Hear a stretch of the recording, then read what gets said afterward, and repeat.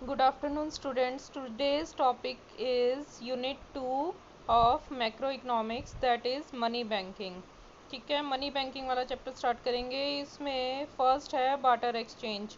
Barter exchange का मतलब होता है कि चीज़ों के बदले में चीज़ें एक्सचेंज करना। जब मनी नहीं थी तब लोग चीज़ों के बदले में चीज़ें एक्सचेंज करते थे। जैसे उनको ज़रूरत होती थी वैसे वो एक चीज़ के बदले में किसी दूसरे के पास अगर उनकी ज़रूरत की चीज़ होती थी तो उसको एक्सचेंज कर लेते थे और मनी की ज़रूरत नहीं थी उस समय।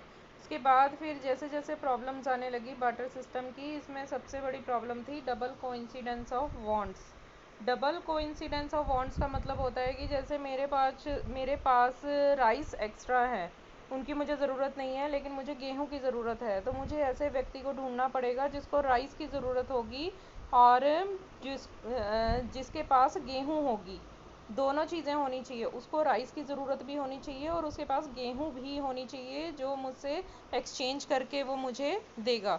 तो इसको कहते हैं double coincidence of wants, simultaneous fulfilment of mutual wants of buyers and sellers. इसके बाद फिर इन सब समस्याओं को देखते हुए, जिसमें ये डबल कोइंसिडेंस ऑफ वांट्स समस्या सबसे बड़ी थी, उसको देखते हुए लोगों ने मनी की खोज की। तो मनी होता क्या है? Money means anything generally accepted as medium of exchange, कि किसी भी ऐसी चीज़ को मनी मान सकते हैं जिसको एक्सचेंज करने के लिए यूज़ किया जा सकता है। मेजर ऑफ वैल्यू, किसी चीज़ की वैल्यू जानने के लिए कि ये कितने की है, 10 रुपये की है, 20 रुपये की है, तो उसको जानने के लिए मनी को खोजा गया। उसके बाद स्टोर ऑफ वैल्यू, चीज़ों को स्टोर करके रखना मुश्किल होता था, चीज़ें ख़राब हो जाती थी, लेकिन मनी को स्टोर करके रखना इजी है। और standard of deferred payment, future में पेमेंट करने के लिए चीज़ों को संभाल के रखना मुश्किल होता था क्योंकि वो ख़राब हो जाती हैं, लेकिन मनी के रूप में हम फ्यूचर में पेमेंट आसानी से कर सकते हैं। जैसे आजकल ऑनलाइन ट्रांसफ़र ऑफ मनी तो और भी ज़्यादा इजी हो गया है। तो इसलिए मनी की ज़रूरत, इसके बार्टर एक्सचेंज की प्रॉब्लम्स को दूर करने के लिए मनी की को खोजा गया। अब उसके बाद नेक्स्ट है मनी सप्लाई। मनी सप्लाई का मतलब है total volume of money held by a public at a particular point of time in an economy. एक समय पर इस समय लोगों के पास कितना पैसा है, दैट इज़ कॉल्ड मनी। वो पैसा ज़रूरी नहीं है कि करेंसी ही हो, वो किसी भी सिचुएशन उसमें हो सकता है फॉर्म में, जैसे करेंसी हेल्ड बाय पब्लिक। फिर है जो लोगों के पास इस समय करेंसी है। दूसरी चीज़ है demand deposits of commercial banks. Demand deposits, जो लोगों ने बैंकों में पैसा जमा करवा रखा है। इसके अलावा अदर डिपॉजिट्स ऑफ आरबीआई, बाकी पैसा जो आरबीआई के पास है। तो ये सारे पैसे को मनी सप्लाई कहा जाता है। और मनी सप्लाई को याद रखना, ये स्टॉक कॉन्सेप्ट है क्योंकि it is measured at a particular point of time. ठीक है। इसके बाद है what are demand deposits. Demand deposits, एक दो तरह के डिपॉजिट्स होते हैं बैंकों के पास, एक होते हैं डिमांड डिपॉजिट और एक होते हैं टाइम डिपॉजिट्स। टाइम डिपॉजिट्स का मतलब होता है जो किसी पर्टिकुलर टाइम के लिए हम बैंकों में पैसा जमा करवा देते हैं, जैसे फिक्स डिपॉजिट्स होते हैं। ठीक है, उससे पहले उस पैसे को निकाला नहीं जाता, उसकी एक टर्म होती है। और डिमांड डिपॉजिट्स है जिसमें हम अपने पैसे को कभी भी निकलवा सकते हैं जो हमने डिपॉजिट करवाया होता है। वो जैसे करंट अकाउंट है, सेविंग अकाउंट है, इस तरह के डिपॉजिट्स होते हैं और इनके ऊपर हम चेक भी इशू कर सकते हैं। These are called demand deposits. Time deposits के ऊपर हम चेक इशू नहीं कर सकते। समझ में आ गई? इसके बाद है एक मेन फंक्शन है कमर्शियल बैंक्स का, money creation. Money creation function, इस पे अलग से क्वेश्चन आता है।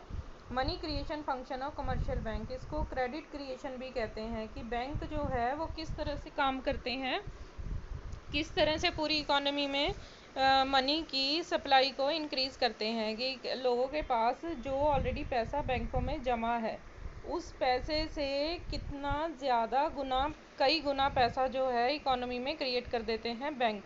देखो, इसमें सबसे पहले तो ये देखना होता है commercial banks creates credit for excess of deposits.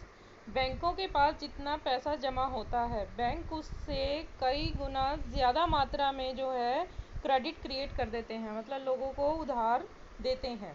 बैंकों के पास अगर 1000 रुपये जमा है तो बैंक उससे 5000 रुपये का लोन जो है वो पे कर सकते हैं। वो कैसे, अभी देखना। इसके बाद है all payments by commercial banks are made through checks.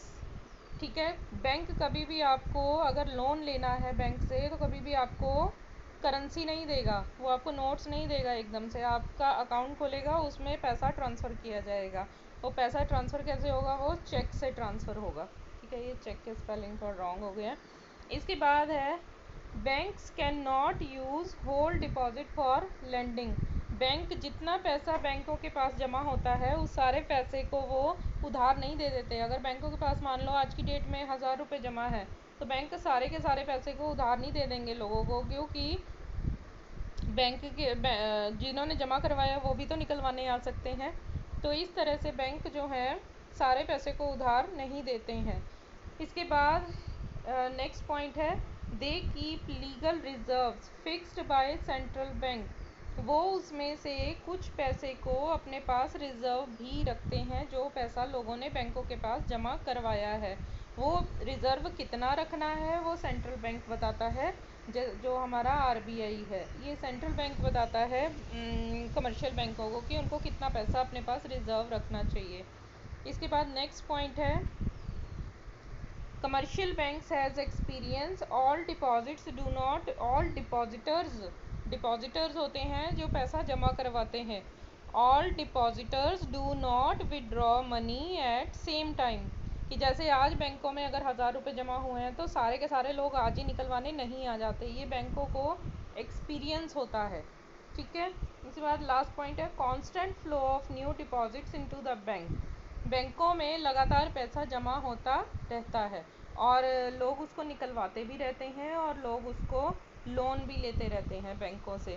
Bank काम कैसे करते हैं, जैसे सेविंग अकाउंट है, सेविंग अकाउंट में पैसा जमा करवाया, सेविंग अकाउंट में मान लो 1000 रुपये जमा हुए, आज पूरे देश के सेविंग बैंकों में मान लो 1000 रुपये जमा हुए हैं।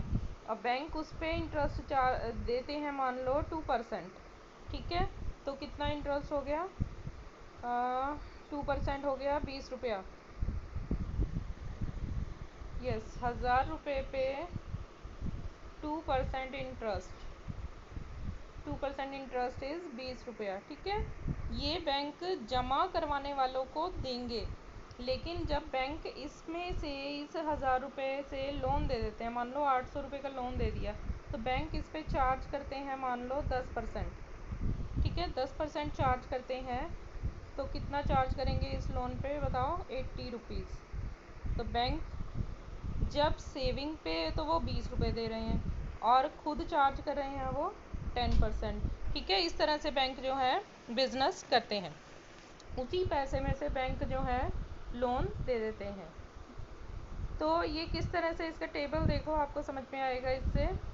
जैसे बैंकों के पास जमा हुए पैसे 1000 रुपये, 1000 रुपये में से मान लो 20% आरबीआई ने बोला है कि अपने पास रखेंगे बैंक रिज़र्व के रूप में, क्योंकि लोग पैसा निकलवाने भी आते हैं।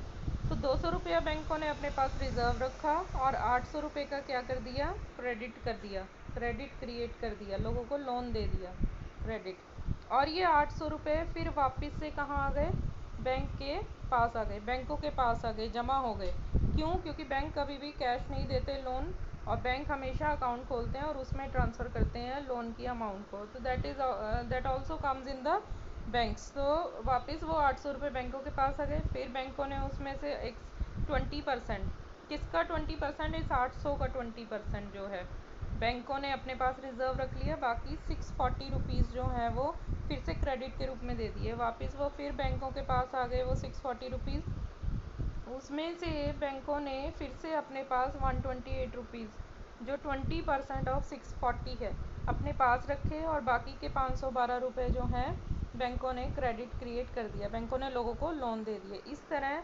1000 रुपया जमा करके बैंक 5000 रुपये की ट्रांजेक्शन्स कर लेते हैं। समझ में आ गई। और बैंकों ने 4000 का क्रेडिट क्रिएट कर दिया और 1000 रुपया बैंकों ने अपने पास रिज़र्व रखा। तो ये जो अमाउंट है ये किस तरह से कैलकुलेट हुई कि ये 5000 कैसे आए, कि 1000 रुपये जमा होने पर बैंकों ने 5000 रुपये कैसे अपने पास से क्रिएट कर लिए हैं, 1000 रुपये से 5000 रुपये की ट्रांजेक्शन्स करनी है। तो ये किस तरह से पता चलेगा ये 5000 रुपये, इसका फॉर्मूला है देखो इधर, ये है, इसको कहते हैं मनी मल्टीप्लायर। मनी मल्टीप्लायर का मतलब है 1/LRR लीगल रिजर्व रेशो, ठीक है, multiply by initial deposits. Legal reserve ratio का मतलब जो आरबीआई कहता है बैंकों को अपने पास पैसा डिपॉजिट रखने के लिए, रिजर्व रखने के लिए।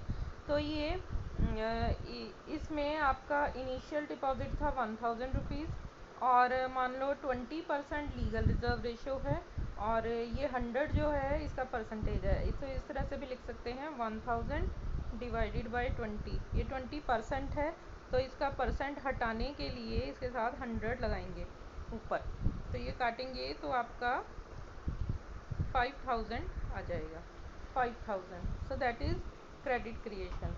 5000 टोटल डिपॉजिट्स हैं, 5000 का 20% क्या हुआ, 1000। 1000 बैंकों ने अपने पास रिजर्व रख लिया और 4000 का उन्होंने क्रेडिट क्रिएट किया। तो इस तरह से ये क्रेडिट क्रिएशन होता है कि बैंक अपने पास जमा तो 1000 रुपये उनके पास होते हैं, लेकिन उससे वो बिज़नेस कई गुना ज़्यादा का कर लेते हैं। तो दैट इज़ कॉल्ड मल्टीप्लायर।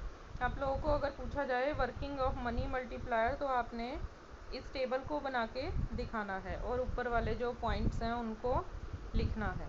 ये सारे पॉइंट्स जो हैं साथ में मेंशन करने हैं, ठीक है। तो इतना काफ़ी है, अगर नहीं समझ आएगा फिर आप मुझसे पूछ सकते हैं।